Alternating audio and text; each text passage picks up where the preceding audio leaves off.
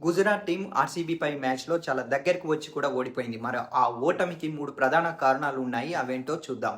Number 1 Virat Kohli catch drop చేయడం. మొదటి బంతికే Virat Kohli out అయ్యే అవకాశం ఉంది. కానీ వాషింగ్టన్ సుందర్ అతని క్యాచ్‌ని 0పై డ్రాప్ చేశాడు. ఆ తర్వాత కోహ్లీ 81 పరుగులు చేసి మ్యాచ్‌ను మలుపు తిప్పేశాడు.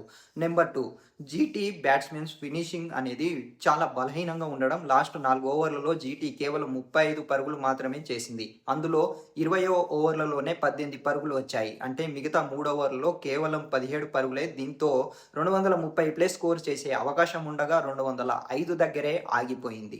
నెంబర్ 3 18వ ఓవర్లో తప్పుడు బౌలింగ్ నిర్ణయం. ఆర్సీబీకి చివర 3 ఓవర్లలో 22 పరుగులు మాత్రమే కావాలి. మ్యాచ్ కాస్త టఫ్ అయ్యే ఛాన్స్ ఉంది. కానీ 18వ ఓవర్లో లెఫ్ట్ హ్యాండ్ బౌలర్‌ని పంపడంతో కృణాల్ పాండ్యా ఆ ఓవర్లలో 15 పరుగులు కొట్టాడు. దీంతో ఆర్సీబీ సులభంగా గెలిచింది. మొత్తానికి చిన్న చిన్న మిస్టేక్స్ జీటీకి భారీ నష్టాన్ని తెచ్చిపెట్టాయి. దీని గురించి మీరేమనుకుంటున్నారో కింద కామెంట్ చేయండి.